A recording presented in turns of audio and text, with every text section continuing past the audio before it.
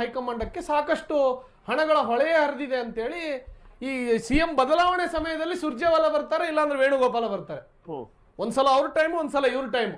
ಆ ಸಂದರ್ಭದಲ್ಲಿ ಇವತ್ತಿನ ದಿವಸ ಖಜಾನೆ ಲೂಟಿ ಮಾಡುವ ಕೆಲಸದಲ್ಲಿ ಹೈಕಮಾಂಡ್ ತೊಡಗಿದೆ, ಕಾಂಗ್ರೆಸ್ನ ಹೈಕಮಾಂಡ್. ನಿಮ್ಗೆ ಯಾವುದೇ ರೀತಿಯಾದ ಜನರ ಪರವಾಗಿ ಕೆಲಸ ಮಾಡುವ ಒಂದು ಯೋಚನೆ ಇಲ್ಲ. ಇವತ್ತಿನ ದಿವಸ ಉತ್ತರ ಕರ್ನಾಟಕ ಭಾಗದಲ್ಲಿ, ಕಲ್ಯಾಣ ಕರ್ನಾಟಕ ಭಾಗದಲ್ಲಿ ಸಾಕಷ್ಟು ಮಳೆಯಿಂದ ಬೆಳೆ ಹಾನಿಯಾಗಿದೆ.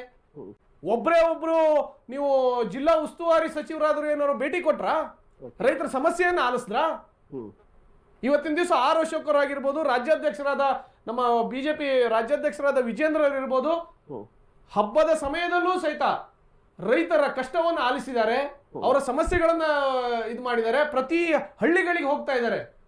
ನೀವು ಆಡಳಿತಾರೂಢ ಕಾಂಗ್ರೆಸ್ ಪಕ್ಷವಾಗಿ ನೀವು ಇವತ್ತಿನ ದಿವಸ ಏನ್ ಮಾಡ್ತಾ ಇದ್ದೀರಾ?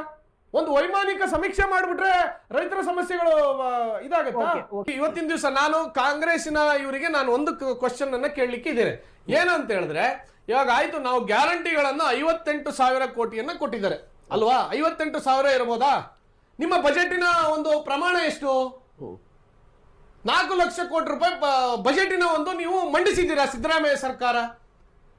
60,000 ಕೋಟಿ ಹಿಡೀರಿ, ತಗೊಳ್ಳಿ, 70,000 ತಗೊಳ್ಳಿ, ಉಳಿದಿದ ಎಷ್ಟು ಹಣ ಎಲ್ಲೋಯ್ತು?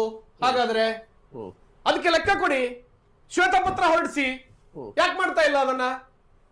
4 ಲಕ್ಷ ಕೋಟಿ ಬಜೆಟ್ ಅನ್ನ ನೀವೇ ಹಿಂದಿನ ಸಮಯದಲ್ಲಿ ಕೆಲವೇ ತಿಂಗಳ ಹಿಂದೆ ಮಂಡಿಸಿದ್ದೀರಿ.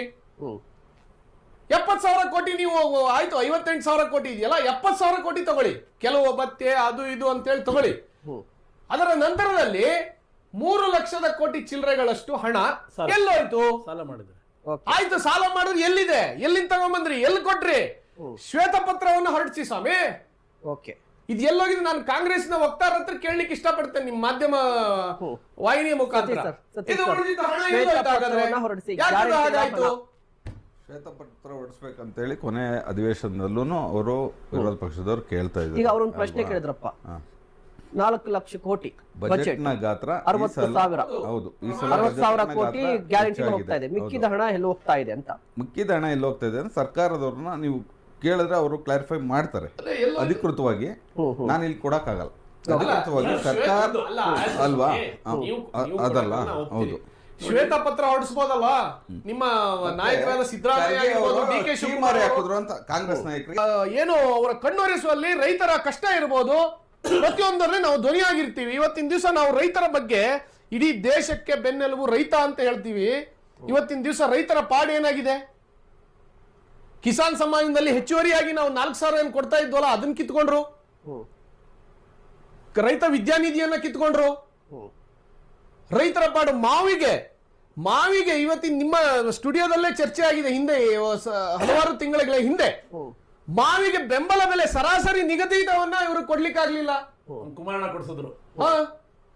ಕೇಂದ್ರ ಸಚಿವರಾದ ಪ್ರಹ್ಲಾದ್ ಜೋಶಿ ಆಗಿರ್ಬೋದು, ಕುಮಾರಸ್ವಾಮಿ ಅವರು ಆಗಿರ್ಬೋದು, ಇಬ್ಬರ ನೇತೃತ್ವದಲ್ಲಿ ಹೋಗಿ ಅದನ್ನ ಕೊಡಿಸೋ ಪ್ರಯತ್ನ ಆಯ್ತು. ಬಿಟ್ರೆ ಇವ್ರು ಯಾವುದೇ ರೀತಿ ಪ್ರಯತ್ನ, ಅಲ್ಲಿ ಹೋಗಿ ಇವರು ಒಂದು